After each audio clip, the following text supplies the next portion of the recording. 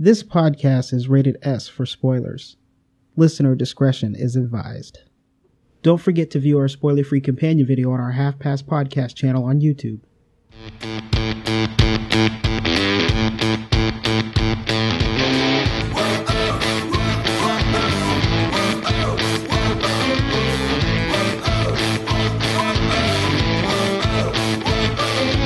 Welcome to the Half Past Podcast. This is episode 18, the movie review of The Martian. We will also be discussing the Pena trailer. I'm Graham Ricks, and here with me is my friend and co-pilot Ian Jones. Hey buddy, how you doing there? I'm doing alright, man. We're getting a little rain out here. I shared a movie theater yesterday with a bunch of really old people. Really? Yeah, so I came to the conclusion that old people like Matt Damon. Well, that's quite a jump there. That's my hypothesis. Nice. I went to the movie theater and I had to wait in line or whatever because I ended up going to like the later showing, and man, there's quite a few people there. I think The Martian is done pretty well because there was quite a few people in the theater, and I did have to wait in line. So we'll see what the box office shows, huh? What the numbers show? Yep.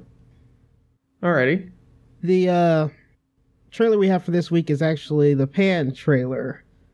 And I got a few things to say about this movie. I do too. I might even have more things to say about it. Oh, all right. Well, let's get started. You go ahead. First of all, I think this goes without saying, but I'm going to say it anyway. And that's, do we need another Peter Pan movie? No, absolutely not. There's been a ton of those movies. I really don't think we need any more of them. And the other thing is, this is oddly right up Hugh Jackman's alley, which a lot of people don't realize, but this is right up Wolverine's alley. He's been doing this kind of stuff pretty much through most of his career before he got into movies. And speaking of that, it kind of looks like a theater, like a stage play. I don't know what it is. Everything definitely looks like it's on a sound stage, and it's really the way it's lit looks like that too. And we even get the ridiculous Hugh Jackman wig that he's got on, and everything it looks like a theater performance as opposed to a movie. Yeah, that's the problem with shooting everything on green screen. Yeah. But that's all I have to say for now. What do you got, man? Well, what is the deal with the whitewashing again going on here? Like, the Native Americans aren't actually Native Americans. I don't get it. As long as they don't burst into a song about what makes the red man red. Because here's the deal. I swear to God, I'll leave the theater. Here's the deal. I feel like there's a guarantee that there's going to be songs in this. And I don't know why that is, but like, they're clearly doing like dance stuff. So maybe there's no actual song, but there's definitely a dance kind of number that looks like it's going on. And everything looks weird. And what makes you think that these are Native Americans anyway? Huh? It's Neverland. Damn it. Oh man, I am well, I miss Hugh Jackman as Wolverine. Nice. I'll tell you, Peter Pan is definitely a little bit more unsettling now as an adult. A guy in tights who is king of the fairies kidnaps you and takes you to a place called Neverland. Yeah. Where apparently all the adults want to stab you with something sharp. Now, that sounds like something out of Law and Order. Well, yeah, the storyline of Peter Pan has always been strange like that. And you definitely realize it more as an adult. Jeez. This movie is, I I don't know. I think it's probably going to be okay, but it's just, oh man, I don't know. I don't know about this one. Well, I didn't really like the last one they did, and I imagine it's new people this time. Which one was that? They did one a few years ago, and then they did a stupid live-action play. Oh, that one. The one that was on, like, ABC or something? Yeah, that was on cable TV. That just happened, but they did a Peter Pan movie not that long ago, it seems really? like. Which one was that one? All I know is it had an actor whose name I am not going to remember, but he was in Dragonheart as one of the bad guys, and he was in Harry Potter. I cannot think of that actor's name. Oh, I know exactly who you're talking about, but I can't remember his name either. Dang it. Name not found. Yep. I have a computer here. I could look it up, but I'm just not going to. Well, that's all right, because I think we spent enough time on this trailer. Yep. So let's go ahead and get into the movie review.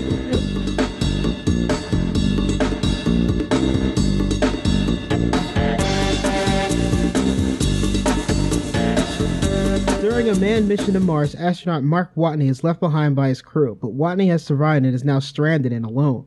With little supplies and his ingenuity, he has to survive until a rescue mission can reach him. This movie is directed by Ridley Scott. Yes, the great Ridley Scott. That Ridley Scott. He did Alien, Blade Runner, and of course Prometheus. That was his last foray into movies. He has a nice mismatch of good things and bad things. Yeah, and I think the only movies I own from him, which I probably should own Alien, but I don't, but I own Blade Runner. And oddly enough, that Kingdom in Heaven, which we talked about earlier, which the only reason why I have that is because of the flaming sword scene.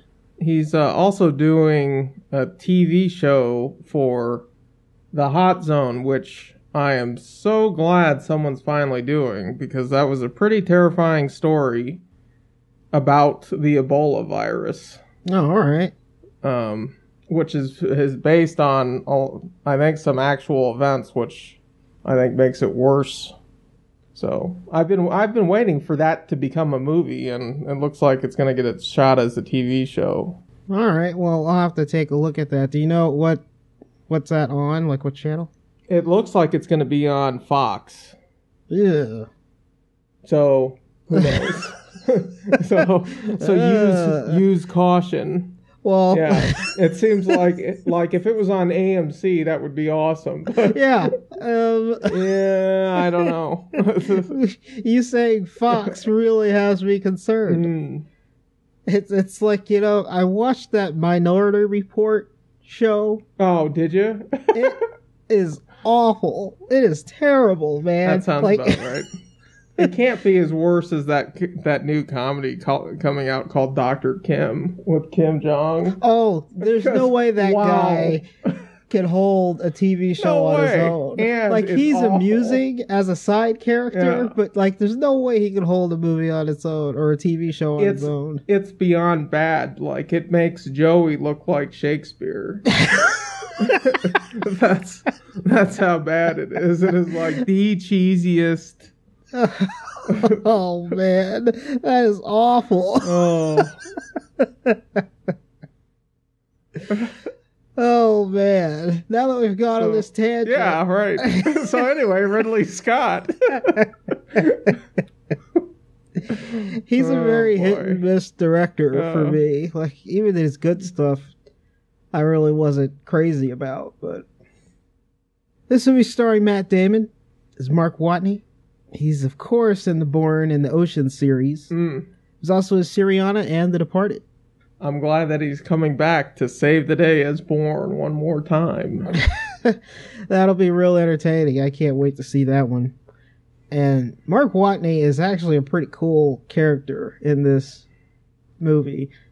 He's just kind of he's kind of an unexpected type of character when you see him throughout the movie. And I think he does a pretty good job in this as Mark Watney. Jessica Chastain as Melissa Lewis. She was in The Help, Madagascar 3, Europe's Most Wanted, and Zero Dark 30. Is it me, or like she and Bryce Dallas Howard and like other like natural redhead actresses are just like way boring? Like she, like in everything I've seen her in, she's like the most boring character. She's always way super serious. I don't know what your problem is. I just want to see her like go to. She's way too serious to be someone who's that much into disco music, right? Like, because we'll talk about. Point, wait a minute, sir. we'll talk about that one though. But her character's into disco music and it doesn't match up. I love your opinion of redheaded, and it's women in particular, because I don't hear you complaining about too many men. Well, I'll tell you, Rupert Grint doesn't seem like he's that interesting either. Oh, wow. You know? Sometimes, man, we are moving on, sir. Okay, fine. Hey, but just so you know, I'm an equal opportunity offender on this subject. Jeff Daniels, or actually, let's do Kristen Wiig as Annie Montrose. She was in Knocked Up Paul and Bridesmaids. Then we have Jeff Daniels as Teddy Sanders, who I love in Arachnophobia, Speed, wow. Yeah. and Dumb and Dumber. And this is actually the first time I've seen Jeff Daniels, and he looks a little old. Like, he's getting old, man. Yeah, it's a shame. That's what happened. Yeah, he and Jim Carrey both look really old these days. Michael Pena is Rick Martinez. He was in $1 Million Baby, Everything Must Go, and Tower Heist.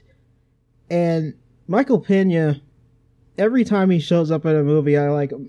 Yeah, he's pretty damn good, and I really thought he was the best part of Ant-Man. Yeah, I think so too. He's always a really great character, no matter what he's in. Even in some of the movies that really aren't that good, like Tower Heist, when he shows up, the movie's just better. Sean Bean is Mitch Henderson, who of course was in the Lord of the Rings trilogy, Troy, and National Treasure. I'm waiting for that Sean Beano endorsement of the product Beano. It's gonna happen. As a matter of fact, I'll get the ad for it going. We'll throw it out on Twitter. That way, when anyone searches for Sean Bean, maybe that has a chance of popping up, and he'll finally endorse that product. Damn it! Real nice. It's just like the Minions Tic Tacs. It makes sense. Gee, it makes sense. Okay. You know, while I was watching this, I was wondering if somebody was just gonna murder him out of nowhere, but right. He's just at NASA. Wow. Yeah, that's interesting. He's just at NASA, and then somebody just takes him out, or Jeff Daniels takes him out for annoying him the whole time. It's just like, it had to be done. It's like, wait a minute, what? NASA doesn't have people taken out. Man, I really don't think NASA would approve that. Oh. Kate Mara is Beth Johansson.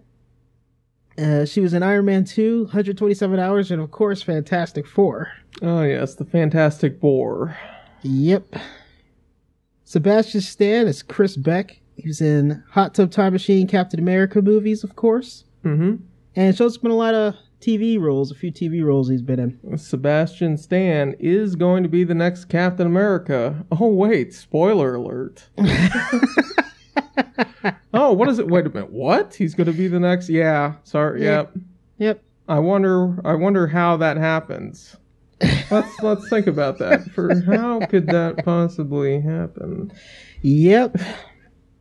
Axel Hennie is Alex Vogel. He was in Hercules, and because he's Norwegian, he's been in a lot of Norwegian movies that I have not seen, of course. I don't. Last but not least, we have here Chiwetel Ejiofor as Jesus, Vincent Kapoor. I'm so glad you took a run at pronouncing that.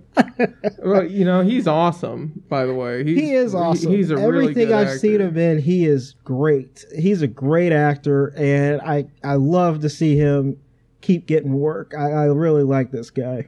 Yeah, the first time I ever saw him was in Serenity. And that was the first time that I really noticed him was in Serenity, which he plays that assassin. And the other time I saw him was in Four Brothers, which he also is probably one of the better parts of that movie, too. Oh, okay. All right. He was also in Inside Man, which he was also good in. It's just everything he plays in, he's good. But I mean, he got his start in Amistad with Spielberg as the translator, and he's been doing very well since then, which is pretty awesome to get your start working with Spielberg, I would think. Oh yeah, nice. Where's that Serenity sequel? God damn it! Oh, we're not getting that, man. It ain't gonna happen. This is bullshit. Yeah. Hey, and where's our Predator movie with Adam Baldwin? Nice. Huh?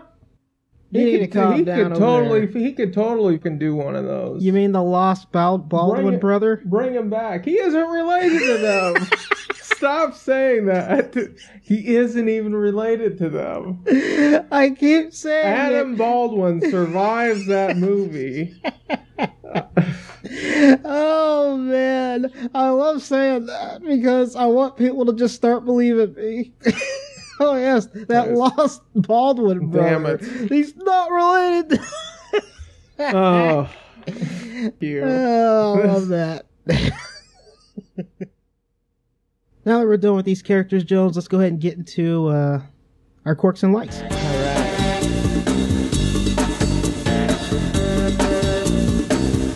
The first thing I have to say about this movie that I have a quirk about is I think the pacing is good, but it does seem a little long, and it slows down a little bit in certain parts. I feel like some of the montages probably could have been a little less so, but I think it's still okay with it, but it just seemed like it was a little bit long. The other quirk I have is, I don't know if it's really a true quirk or not, but a lot of these astronauts, man, where did they find these guys? Like, they're just over the comms, just turning off comms and just being like there's no way that NASA would allow this to happen on this mission. And they keep doing like all this crazy stuff, and it definitely explains them going against NASA again to go back and save Watney. Mm. The other thing I found extremely amusing was the Jeff Daniels jinx in the middle of the movie. where he's just like, and that's if nothing goes wrong. Like, oh, who would say that? Cut to something going wrong. Right. In the worst possible way. In the worst possible way. Oh, man. It's just terrible how he does that. I enjoyed this movie so much, man. Those are my only little quirks that I have about this movie. So, what do you got? Yeah, I just have a couple, and get your opinion here on these. All right. So the design of the gear and like the spacesuits that they're walking around in. Yeah. Everything looks great. Everything looks gorgeous. The production design's really nice. Yes. Nice aesthetics, but everything looks like it was designed by Nike. NASA does not design stuff to look that cool and that fashionable. Yes, they just don't. I get it. They look like they should be on the cover of Sports Illustrated. Like these are going to be the new college football uniforms. I was like, what? Those are amazing. That is a very good point because all of the stuff looks great. Oh, jeez. Speaking of those costumes, one of the things I was really complaining about, and this happens a lot in this movie, where I'm just sitting there and I'm thinking, just because I know my little knowledge of science, I'm just kind of like, well, how are they controlling the pressure in these suits? Because the whole point of these suits was the reason why they're all big and it's mostly air, because to keep the pressure so they don't get crushed. And then they have the things that they're wearing underneath clearly has the stuff strapped into it, so they're clearly wearing a pressurized like undergarment type thing, which is similar to the new ones that they're trying to design that I remember watching on some documentary where they have all these straps and cords around them to basically create pressure so they don't have any problems out there. And the plus side to those is they're able to move around better instead of having those big bulky suits that he ends up getting in at the end of the movie. Right, that you would need if you're going out into. Yeah. Yeah, I don't know. I don't know. I guess it's one of those things where maybe they looked at where the suits are going. But I think that's what they did, and we'll get more into that because that's actually one of my likes about this movie. Okay, yeah, all right. The other thing, and I think this is a big one, is how NASA handles the whole dead astronaut thing. NASA is very blasé about losing an astronaut, and they just they talk about him like it's whatever, it's no big deal, and it starts right away with the press conference from Jeff Daniels, where he doesn't appear at all to be remorseful. No, he doesn't. He just kind of just says, you make a good point, because he kind of just says, and Mark Watney is dead. And then that's the end of the press conference. And it's like, he could have just, it's almost like his next sentence was, he's dead. He's dead as a doornail. He's a frozen corpse. And like, everyone would just be gasping. But I mean, like, that's how they're talking about Mark Watney, even when they find out he's alive, which is what's crazy. Like they're talking about they don't want to send a satellite over there to check the site out until the sands bury his body. Yeah. And it's just like, what is going on with NASA throughout the movie? Like, it just... Yeah, it's...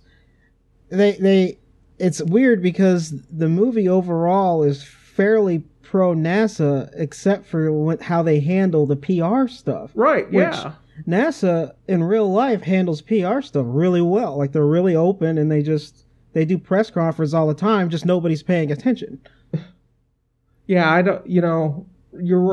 would say it does act like the movie does show NASA in a good light, with the exception of, the part where everyone's worried about their jobs. Yeah, right. And like what phrases they say. Yeah. To the media, like, you can't say we'll bring him home alive. And it's just like, what the hell's going on here? Yeah. So, the other thing is just how strong is Reynolds' plastic wrap? Oh. Because it was keeping the habitat together for a real long time. Nice.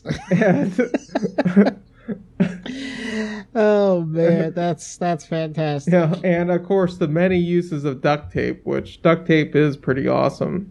It is. That is some powerful stuff there. There's one more thing which I don't even want to hang on this movie, but I'm going to anyway. But since when are botanists Tony Stark level engineers?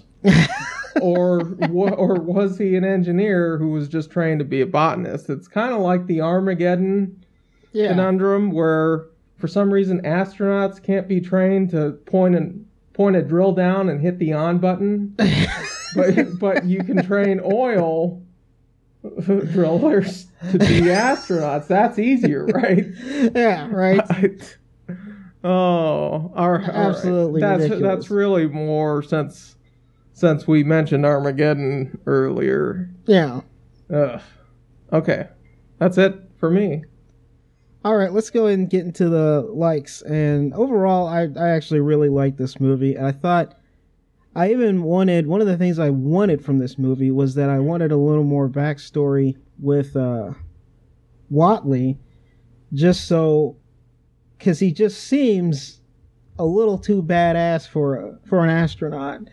And I do like the fact that they at least hinted on all of these guys' personality at the very beginning of the movie before they lose him.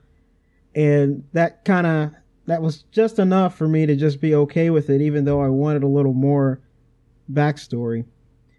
The movie has a lot of little chuckles throughout the movie, and I love when they do that with these movies. I like the scene where they finally tell him what they're going to do to get him out of there. And he's just like, "Are you kidding me?" And I love how Edgiofor over there is like, do you think he's saying, "Are you kidding me?" Or do you think it's, "Are you kidding me?" Like he's just right, like, yeah. I love how he's just like, well, I guess it could be the first one. And then they just kind of let it go. Right. And the use of cursing in this movie is hilarious. Just the way they do it. Like the scene where he finds out what happens, and where he finds out that they're not telling the crew that he's dead, and he just keeps saying "what the hell" over and over and over again, but it's a shot outside so you can't hear him.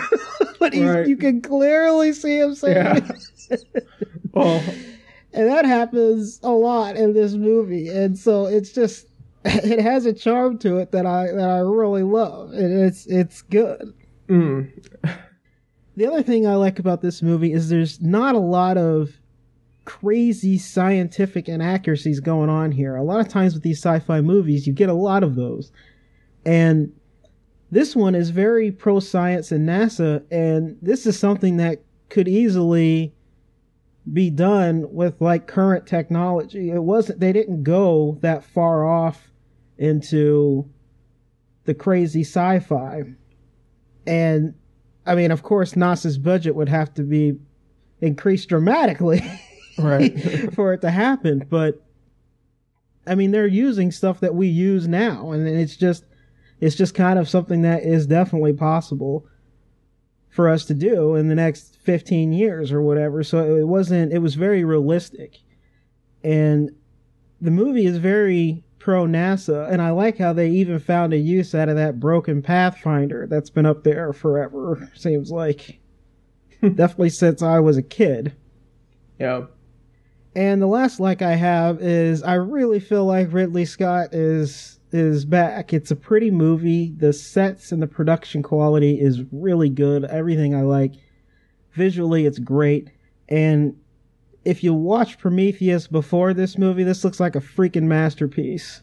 It is great. And I actually am excited about Ridley Scott again, but we'll see what happens because we know how that works out. All right, what do you got, man? Well, I think the big thing is it's the Matt Damon show. Yeah. And he carries the movie. This is one of the better performances of the year. But there's something about the character, like you were saying. He's really likable. He's really funny.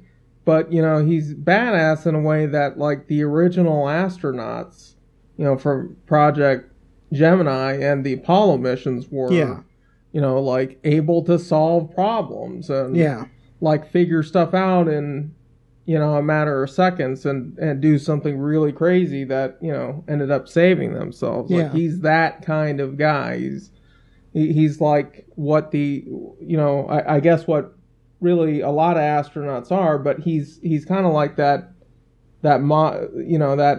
old school era type hero that, that was when the country was really into space flight and exploring. That was, I think, when NASA was really at the height of its popularity. Yeah, at its peak.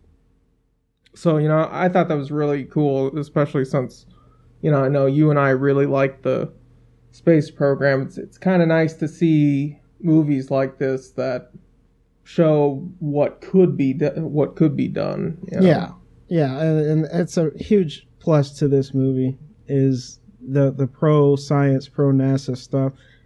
And I would like for this movie to cause NASA's budget to go up, but I feel like that's not going to happen. But I am definitely very pro NASA. It's like, I don't understand why we haven't got more money to them, but The other thing is the storytelling. I just thought the way that it was shot and edited was really, I think, as good as it could be, with the exception of, I thought maybe it got a little slow there in the middle. Yeah, in the middle, it kind of slows down a little bit. You make a good point, because one of the other things I liked about this movie was you kind of don't know much about the other astronauts that were with him, because it is, like you said, the Matt Damon show. But then there's that, during that montage, because this has to last for like hundreds of souls, they end up having this montage, and you see all the other characters interacting with like their family. And you see that during that part, and you also see it at the end where they do the next mission. And you still see a montage with these other characters, so you actually kind of get to know these other astronauts better towards the end of the movie also, without it being in the way of the movie. It's like, I definitely agree. Right. Yeah, it doesn't really, and even... there's a fine line when it comes to editing, and if you have the right music and you make the shots just long enough, stuff like growing plants and using duct tape actually appears really interesting. Yeah.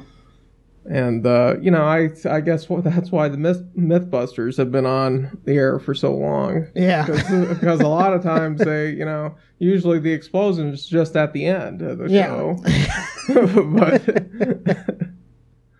All right. Yeah, I think that's it for me, buddy. You want to rate this thing? Yeah, let's get into the ratings. So, I think this is extremely good for a sci-fi movie, because there are a lot of bad ones. And it has some chuckles, and it's just really enjoyable, and it looks pretty. And it's a really good movie. I really enjoyed it, and I think it's actually one of Ridley Scott's better movies. So I'm going to say go see it. Yeah, I'm going to say that this is definitely see it as well. Matt Damon's performance alone is incredible. This is a really cool character, and I think a great way of showing off a hero. Yeah. And the humor, I think, is what helps the movie from dying. Yeah. In some certain parts. So, but the movie itself is just really strong anyway. So I definitely say go see it. All right. So if anybody wants to contact us, we have our website at halfpastpodcast.com. Like us on Facebook. Rate us on iTunes. Check us out on Stitcher and Libsyn. Email us at halfpastcast@gmail.com. That's halfpastcast@gmail.com. Let us know you're listening. Check us out on Twitter at halfpastpodcast. We always have new stuff up there. Yeah, we're constantly on Twitter, doing the tweets. Yes. Thank you for listening, and thank you for your support. Next week, we have that Pan movie. All right, Frying Hugh Pan. Jackman. Huh? Yeah. Mm. Let's hope that the costumes aren't as ridiculous as I feel like they are. Are you kidding me? Did you see his powdered face? Oh, man. This is the Half Past Podcast. I'm Graham Ricks. Jonesy. See you next flick.